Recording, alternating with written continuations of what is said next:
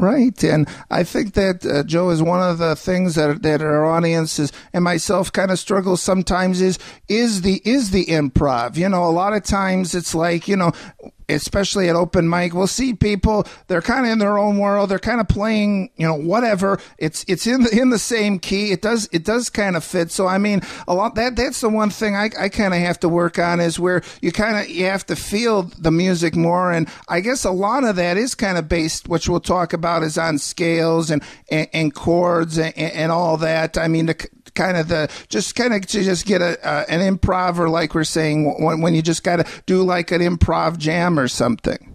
Right. That's definitely when I do my improv, or when it's solo time.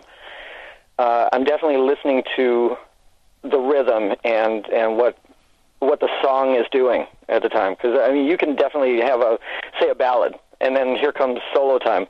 And if you're tapping away, and you know, you kick on distortion if you happen to have any, it's like, maybe that doesn't best serve the song, and you have to take a step back a little bit. But I definitely listen to rhythm, because I'm very much a rhythmic player, and so I'll listen to what the drums are doing, and that will kind of launch me into that solo area. And definitely knowing the chord, or knowing the chords of the song, and knowing the key definitely helps, because that, you know, you can.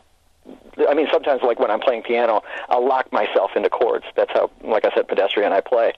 And I also do that with bass at times. I'll lock into what is going on, and then from there, just a little bit of flourish here and there, and hopefully it evolves. It doesn't always for me, but it helps. It helps to know those things, and that's rooted in the basics.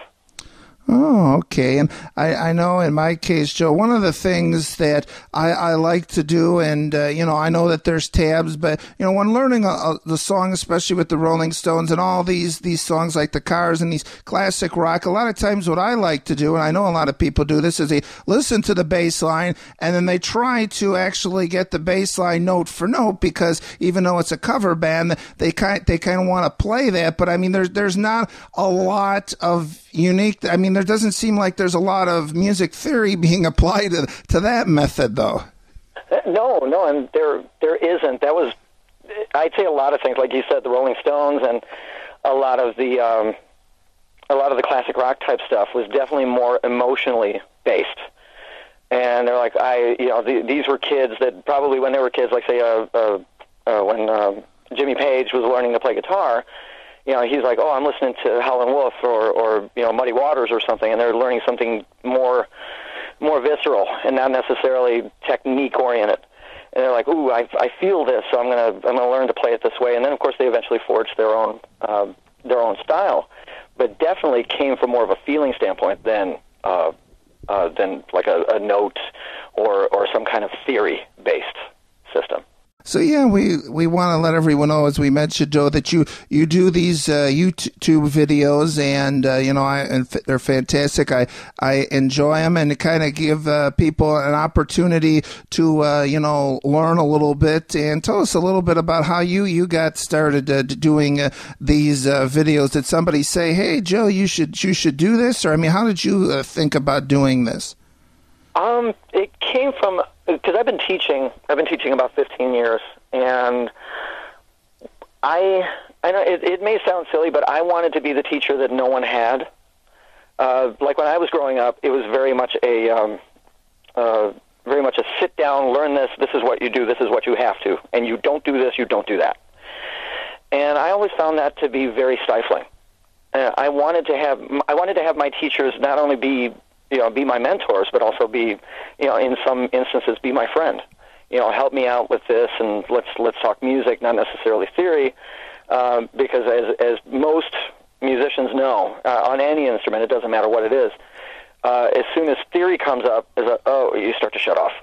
Like, this is the boring part. But I wanted it to be fun, and to not only that, but to relate to other things. It's like, this certain scale sounds like this song, and I never wanted it to be, dull or boring. And so I thought about doing the videos in my way, the way I wanted to be taught. And as I did that, I was talking, you know, as you've seen in the videos, I talk to the camera. I mean, I have some videos that are more based on just watching my hands, but when I'm watching or when I'm talking to someone, I'm talking to them. I'm talking to, I want to be, I want to be the fun guy. I want you to have fun doing this, because if you don't, I mean, and everybody knows, as soon as you don't have fun, you'll shut off. So when I started doing the videos, that's what I wanted to do. I wanted to be the fun guy, and I wanted to make sure that you got to learn in a fun way. And that's why that was the impetus of the videos. And fortunately, the people have been very kind, and I appreciate that.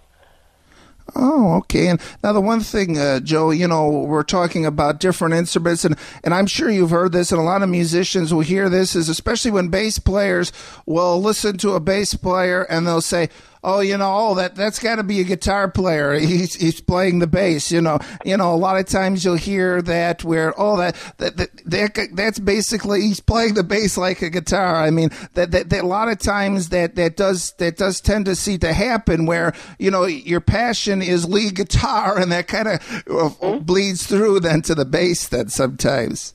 It does. And when I was growing up and I was learning to play bass, I played bass and guitar.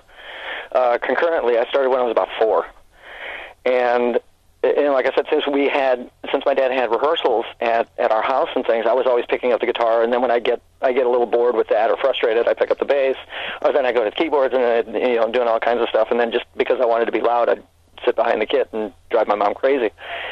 But yeah, so I guess I come by it honest. If you hear like guitar or guitaristic type figures on the bass, it's because I also play guitar. But I definitely dove into being a bass player as I was growing up. So there were, also going back and talking about like Motown and things like that. When you heard James Jamerson play, James was very fluid and moved everywhere. If you listen to some of those old songs and stuff, or old Stevie Wonder, or Graham Central Station, or any of those things, I mean, the bass player is moving way more than the guitar player does, and those were the things that I latched onto. But definitely, you can hear my guitar type playing on bass too. But yeah, so when somebody says that to me, I actually say thank you. Oh, okay. Yeah, well, that's good to know. And as we mentioned, Joe, that you're also a drummer. So I mean, as you mentioned in one of your videos, you feel that kind of helps you, because as I know, as being a bass player and being sort of a drummer, that a lot of times you kind of have to be a team. You're kind of supposed to kind of play off of each other. So I mean, being both of those, that definitely does help you. In either one of those, then it sure does. It really, really does, because you get to think about your role. You get to think about your place in the band. And my place has always been in the rhythm section, whether or not it was playing drums or bass or even guitar. You definitely learn to lock in with a drummer. And you've heard bands where it kind of seems disconnected, where it's like, wow, the rhythm's not hitting me, or it doesn't seem like it's together. But the more you do that, the more you lock in with the drummer, and the more you want to be a part of the rhythm section, the better the rhythm section sounds. If you like a couple of examples, like right off top of my head, when you listen to Van Halen, you listen to what the bass and drums are doing. It is so seamless; it's incredibly solid. Or even AC/DC, when you listen to that rhythm section, it's like, oh my goodness, you've never felt anything hit you in the chest like that. And those are my two top examples of a great rhythm section, and that's definitely someone, bass players and drummers listening to each other, even the rhythm guitar player listening to everything else that's going on. Definitely a plus. Listen to the drummer, and if you get a chance, be a drummer, so you can have that kinship with the rhythm section.